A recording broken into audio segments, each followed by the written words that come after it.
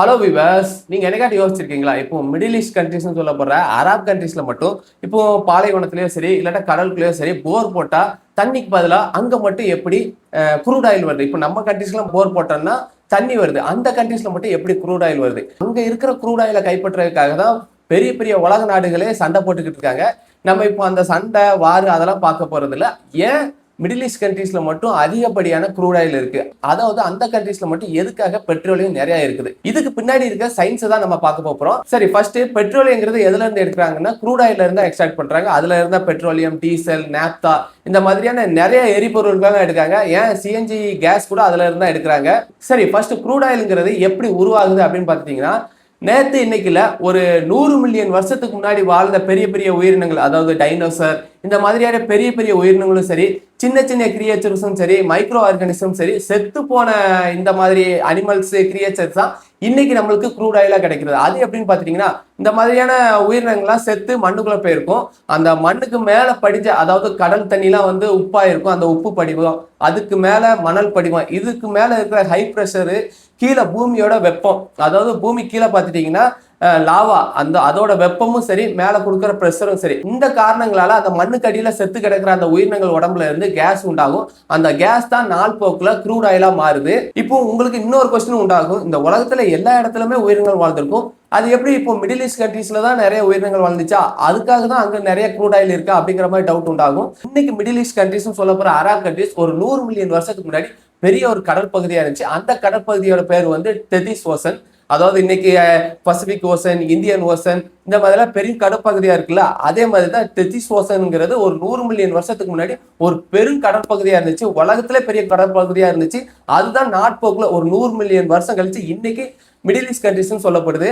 சரி, இந்த கடல் பகுதியில வாழ்ந்த அதாவது மைக்ரோ ஆர்கானிசமும் சரி, அந்த நிலப்பரப்புல வாழ்ந்த பெரிய பெரிய உயிரினங்களும் சரி செத்து இன்னைக்கு நம்மளுக்கு க்ரூட் ஆயிலா கிடைச்சிருக்கு. இப்ப இன்னொரு விஷயம் யோசிச்சீங்கன்னா, நிலக்கரியும் மண்ணுக்கடியில இருந்தா கிடைக்குது, க்ரூட் ஆயிலும் மண்ணுக்கடியில தான் கிடைக்கும். இதுக்கு ரெண்டுக்கும் என்ன வித்தியாசம்னா, ஒரு 100 மில்லியன் வருஷமோ 50 மில்லியன் வருஷமோ அதுக்கு முன்னாடி இருந்த மரங்கள், செடிகள், கொடிகள் இது வந்து அழுகி போய் நாள் போக்குல வந்து மாறினதுதான் நிலக்கரிகள். இப்போ உயிரினங்கள் வந்து செத்து போய் அதுல இருந்து கேஸ் உண்டாகி அந்த கேஸ் வந்து ஆயிலா மாறினது வந்து க்ரூட் ஆயில். அதாவது 100 மில்லியன் வருஷத்துக்கு முன்னாடி இருந்த மரங்கள் வந்து இன்னைக்கு நிலக்கரியா நம்மளுக்கு கிடைச்சிருக்கு. 100 மில்லியன் வருஷத்துக்கு முன்னாடி செத்து போன உயிரினங்கள் வந்து இன்னைக்கு நம்மளுக்கு வந்து க்ரூட் ஆயிலா கிடைக்குது. இந்த ரெண்டுக்குமே இதான் ஒரு சிம்பிள் வித்தியாசம். இப்போ நிலப்பகுதியில பாத்தீங்கன்னா அனிமல்ஸ், ஹியூமன்ஸ் இந்த ரெண்டு மட்டும் தான் வாழ்றோம். இதே இது கடல் பகுதியில் பாத்தீங்கன்னா ஏகப்பட்ட உயிரினங்கள் இருக்கு. அதாவது திமிங்கலங்கள், சுறாக்கள், மீன்கள், ஆக்டோபஸ், அதுக்கப்புறம் மைக்ரோ ஆர்கானிசம் இதெல்லாம் செத்து நாட்போக்குல கடல் கடியில புதைஞ்சிருது. அதுக்கு மேல உப்பு படிவம் ஆகுது. அந்த உப்பு படிவத்துக்கு மேல மணல் படிவமாகுது. இது மேல இருக்கிற பிரஷர்னாலையும் பூமியோட வெப்பத்தினாலையும் அந்த செத்து போன உயிரினங்களோட உடம்புல இருந்து கேஸ் உண்டாகும். இப்போ அந்த கேஸ் எல்லாம் மண்ணுக்கு வெளியே போக முடியாம உள்ளக்கே தேங்கி இருக்கும். அந்த கேஸ் வந்து நாட்போக்குல க்ரூட் ஆயிலா மாறுது. இதுதான் க்ரூட் ஆயில் பின்னாடி இருக்கிற ஒரு சயின்ஸ் ஃபேக்ட். சரி, இப்போ அந்த க்ரூட் ஆயிலை எப்படி கண்டுபிடிச்சாங்கன்னு பாத்துட்டீங்கன்னா, இப்போ நம்ம பூமியில வந்து ஏகப்பட்ட தட்டுகள் இருக்கு. தட்டுகள்லாம் வேற ஒண்ணும் இல்ல, கான்டினென்டல், அதாவது Asian continent, American continent, Africa continent இந்த மாதிரி ஏகப்பட்ட கான்டினென்டல் இருக்கு. இது வந்து தட்டுகள். இப்போ பூமியை வந்து தன்னைத்தானே சுத்திக்கிட்டு இருக்கும். இந்த தட்டுகள்லாம் பார்த்துட்டீங்கன்னா பூமிக்கு அடியில இருக்கிற லாவா வெப்பம் இதனால காரணத்தினாலதான் இந்த தட்டுகள்லாம் மிதந்துட்டு இருக்கு. இப்படி மிதந்துட்டு இருக்க தட்டுகள், அதாவது கான்டினென்ட்ல என்ன ஆகும்னா, பூமி தன்னைத்தானே சுத்திட்டு இருக்கும். இந்த பூமி தன்னைத்தானே சுத்திட்டு இருக்கும் போதுல கான்டினென்டல் ட்ரிஃப்ட் அப்படின்னு ஒண்ணு ஏற்படும். அதாவது கான்டினென்டல் ட்ரிஃப்ட்னா வேற ஒண்ணு இல்ல, இந்த கான்டினென்ட்ஸ் எல்லாம் பாத்தீங்கன்னா கிட்டத்தட்ட ஒரு வருஷத்துக்கு 1 சென்டிமீட்டர்ல இருந்து 13 சென்டிமீட்டர் வரைக்கும் நகண்டு போகுமா. இந்த பூமியோட நிலப்பரப்பை பொறுத்த வரைக்கும் அந்த அளவுங்கிறது ஒரு சின்ன அளவுகோல் தான். அதனால அதை நம்ம பெருசா எடுத்துக்கிறது இல்லை. இதே ஒரு 100 மில்லியன் வருஷமா இது வந்து கண்டினியூஸா நடந்துட்டே இருக்கும் போதுல யோசிச்சு பாருங்க. இப்போ 13 சென்டிமீட்டர் ஒரு வருஷத்துக்கு போதுல 100 மில்லியன் வருஷம் 13 சென்டிமீட்டர் நகர்ந்து போகும் போதுல எப்பேற்பட்ட நிலப்பரப்புகள்லாம் நகர்ந்து போயிருக்குன்னு பாத்துக்கிடுங்க. இந்த கான்டினென்டல் ட்ரிஃப்ட் நடக்கிறதுனால சில பல நிலநடுக்கங்கள் நடக்குமா. அப்படி ஒரு பெரிய நிலநடுக்கத்துல உண்டானதுதான் இந்தியாவில இருக்கிற இமயமலை. அதாவது இந்த கான்டினென்டல் ட்ரிஃப்ட்னு சொல்றோம்ல, அந்த கண்டங்கள்லாம் நகர்ந்து போயிட்டு இருக்கும் போதுல ஒரு டைம்ல பாத்துட்டீங்கன்னா ஒரு பெரிய நிலநடுக்கம் வருது. இந்த இந்தியன் கண்ட்ரிஸ் வந்து யூரேசியன் கண்ட்ரிஸ்ல போய் இந்த நிலநடுக்கத்தினால வேகமா போய் மோதுது.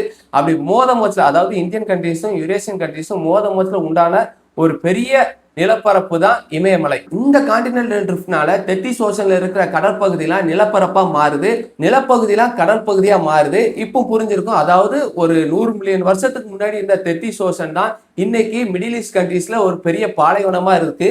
அப்படி கடல் பகுதி நிலப்பகுதியா மாறினதுனால தான் இன்னைக்கு மிடில் ஈஸ்ட் கண்ட்ரீஸ்ல அதிகப்படியா க்ரூட் ஆயில் இருக்குது. இப்போ அந்த கான்டினென்டல் ட்ரிஃப்ட்ங்கிறது தெத்திஸ் ஓஷன்ல மட்டும்தான் நடந்திருக்குமா அப்படிங்கிறது பாத்தீங்கன்னா அது கிடையாது. ஆனா அதிகப்படியான கடல் பரப்பு கொண்டது இந்த தெத்திஸ் ஓஷன்ல தான். அதுக்காக தான் அந்த இடத்துல இன்னைக்கு அதிகப்படியா க்ரூட் ஆயில் இருக்குது. சரி, இந்த கான்டினென்டல் ட்ரிஃப்ட்ங்கிறது தெத்திஸ் ஓஷன்ல மட்டும்தான் நடந்திருக்குமான்னு கேட்டீங்கன்னா கிடையாது. அது பூமிகள் இருக்க எல்லா இடத்துலயும் நடந்திருக்கு. தெத்திஸ் ஓஷன்ங்கிறத ஒரு பெரிய கடற்பகுதி. அங்க நடந்த இந்த இடமாற்றத்தினாலதான் அதிகப்படியான உயிரினங்கள் செத்து அந்த மண்ணுக்குள்ள புதைஞ்சிருக்கு. அந்த மண்ணுக்குள்ள இருக்கிற அந்த உயிரினங்கள் கொடுக்கிற அந்த கேஸ் வந்து நாள் போக்குல க்ரூட் ஆயில மாறுது. அதுக்காக தான் அந்த தெத்திஸ் ஓஷன்ல இருந்த மிடில் ஈஸ்ட் கண்ட்ரீஸ்ல அதிகப்படியா க்ரூட் ஆயில் இருக்குது. இப்போ மிடில் ஈஸ்ட் கண்ட்ரீஸ் சொல்லப்படுற அரப் கண்ட்ரீஸ் பாத்தீங்கன்னா ஒரு 10க்கும் அதிகமான நாடுகளை வச்சிருக்கு. அது பாத்துட்டீங்கன்னா இப்போ உலக பரப்புல பாத்துட்டீங்கன்னா 5.1 மில்லியன் ஸ்கொயர் கிலோமீட்டர் அவங்க கிட்ட இருக்கு. இப்போ உலகத்துல கிடைக்கிற 48% க்ரூட் ஆயில் அங்க இருந்தா எடுக்கிறாங்க. 38% நேச்சுரல் கேஸ் அந்த மிடில் ஈஸ்ட் கண்ட்ரீஸ்ல இருந்தா எடுக்கிறாங்க. இது வந்து இன்னும் எத்தனை நாளைக்கு அங்க இருக்கும் அப்படிங்கிறது வந்து ஒரு கேள்விக்குறியா தான் இருக்கு. இதுக்கெல்லாம் நிறைய கண்ட்ரிஸ் வந்து அப்படி மாறிக்கிட்டே போய்கிட்டு இருக்காங்க. இதுல குறிப்பா நிறைய கண்ட்ரிஸ் பாத்துட்டீங்கன்னா wind energy, solar energy, hydro power energy. Hydro பவர்னா அந்த டேம்ல வெளியே வர்ற தண்ணியில இருந்து எடுக்கப்படுற ஒரு மின்சாரம். இதுக்கெல்லாம் வந்து நிறைய கண்ட்ரிஸ் மாறிக்கிட்டு போயிட்டு இருக்காங்க. ஆனா அங்க இருக்கிற க்ரூட் ஆயில் இன்னும் எத்தனை வருஷத்துக்கு யூஸ் ஆகும் அப்படிங்கிறது நம்ம கையில தான் இருக்கு. அதிகப்படியா யூஸ் பண்ணாம நம்மளால முடிஞ்ச அளவுக்கு சைக்கிள்ல போறதோ இல்லாட்டா நடந்து போறதோ இல்லாட்டா வந்து அதிகப்படியான மக்கள் வந்து பஸ்ல போறதெல்லாம் பாத்துட்டீங்கன்னா இன்னும் கொஞ்சம் காலத்துக்கு அந்த க்ரூட் ஆயில நம்மளால யூஸ் பண்ணலாம். அதை விட பெட்டரானது பாத்துட்டீங்கன்னா நம்ம ரினியூவபிள் எனர்ஜி யூஸ் பண்றது, அதாவது சோலாரு, அதுக்கப்புறம் விண்ட் எனர்ஜி, இதெல்லாம் யூஸ் பண்றதுல பாத்தீங்கன்னா நம்ம மட்டும் ஆரோக்கியம் இல்லாம இந்த என்வைரன்மெண்ட்ல பொல்யூஷன் இல்லாம இருக்கும். அதாவது பாத்தீங்கன்னா இந்த பெட்ரோல்ல இருந்து வெளியே வர்ற ஸ்மோக் தான் வந்து வேர்ல்டு பொல்யூஷனுக்கு அதிக காரணமா இருக்குது. இப்போ அதெல்லாம் யூஸ் பண்றதை கம்மி பண்ணிட்டோம், நம்ம ரினியூவபிள் எனர்ஜி இதை மட்டும் தான் யூஸ் பண்றோம் அப்படின்னு பாத்தீங்கன்னா சுற்றுச்சூழல் வந்து மாசுபடாம இருக்கும். செடி கொடிகள் மரங்கள் எல்லாமே நல்லா இருக்கும். மனித வாழ்க்கையை வந்து நல்லா ஆரோக்கியமா இருக்கும். எல்லாமே நம்ம கையில தான் இருக்கு. சோ ஃப்ரெண்ட்ஸ், இந்த க்ரூட் ஆயிலோட ஹிஸ்டரி எண்டுக்கு வந்துட்டு இந்த க்ரூட் ஆயில் பத்தி நான் சொன்ன சயின்ஸ் ஃபேக்ட்லாம் உங்களுக்கு பிடிச்சிருந்துச்சு அந்த வீடியோக்கு வந்து ஒரு லைக் போடுங்க. சயின்ஸ் ஃபேக்ட் பிடிக்கிற உங்க ஃபேமிலி அண்ட் ஃப்ரெண்ட்ஸ்க்கு வந்து இந்த வீடியோ ஷேர் பண்ணுங்க, கமெண்ட் பண்ணுங்க. இந்த வீடியோ நான் எப்படி சொல்லுங்கிறதையும் கமெண்ட் பண்ணுங்க. அடுத்து என்ன மாதிரியான ஒரு இன்ட்ரெஸ்டிங்கான ஹிஸ்டரி இல்லாட்டா நியூஸ் போடணுங்கிறதையும் கமெண்ட் பண்ணுங்க. அதை பத்தியும் பேசலாம். சோ அடுத்த ஒரு ஹிஸ்டாரிக்கல் நியூஸோட வரேன். பாய் பாய்.